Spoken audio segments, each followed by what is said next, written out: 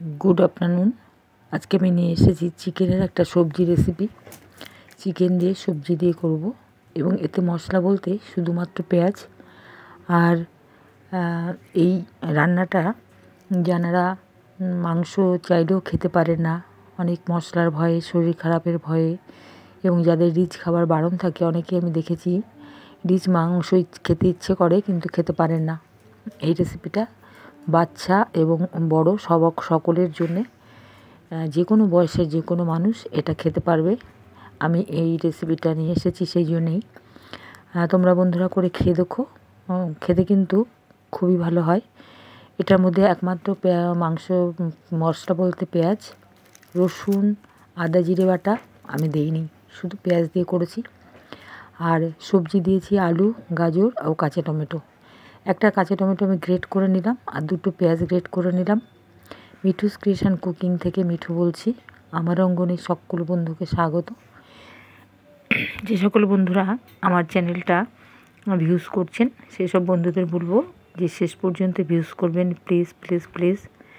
আর পারলে like, comment, share করবেন যদি ভালো লাগে। আর যেসব নতুন বন্ধুরা ভিউজ করবেন তাদেরকে অনুরোধ করব যে আপনারা বেল আইকনটা অবশ্যই প্রেস করবেন। মাংসে নুন, হলুদ, চিনি ও শুকনো লঙ্কার গুঁড়ো দিয়ে আমি অন্য একটা পাত্রে নিয়ে খুব ভালো করে মাংসটাকে আমি হাতে মেখে নেব। কেন কি সর্ষের তেলও আমি যা দেওয়ার এখনই দিয়ে দেবো। ভালো করে মেখে আমি এই কড়াইটা সমেত দিয়ে রান্না বসিয়ে দিলাম। হাতে মাখা মাংস মানে সবজি উইথ চিকেন। আজকে রান্নাটা একদমই অন্যরকম এবং ইউনিক। আপনারা বন্ধুরা করে খেয়ে আমাকে কমেন্ট করে জানাবেন।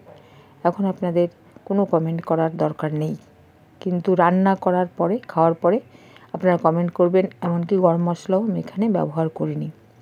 এইভাবে আপনারা করে খেয়ে দেখবেন কি অসাধারণ একটা মাংসের রেসিপি এতে হয়। মাছ যেমন আমরা করি সেরকম এটাও করা যায় এরকম সবজি দিয়ে। এবং এটায় আপনি পেঁয়াজ দিয়েছি শুধু, এরকম পেঁয়াজটা দিয়ে ধনেপাতাও ইউজ করতে পারেন, কাসুরি মেথি পাতা ইউজ করতে পারেন। এসব আপনি এখানে ইউজ করতে পারেন। ইউজ করলে একটা অসাধারণ স্বাদের একটা মাংস হবে। আপনারা হয়তো অনেকে কেউ খেয়েছেন কিনা আমি জানি না, তবে যারা খাননি তারা খেয়ে দেখবেন। মাংসটা ভালো করে কষিয়ে আমি গ্রেভির জন্য জল দিয়ে দিলাম। কেন কি মাংস একটু শুকনো শুকনো রাখবো, এটা আমি বেশি একটা জল দেবো না, আবার খুব একটা একদম যে কষা মাংস তাও নয়। কিছুক্ষণ ঢেকে দিয়ে সেদ্ধ করে নেব। মুরগির মাংস কষাতে কষাতেই 80% সেদ্ধ হয়ে যাবে, তারপরে জল দেব। দেখো রেডি হয়ে গেছে। করে খেয়ে অবশ্যই বলবে কেমন লাগলো।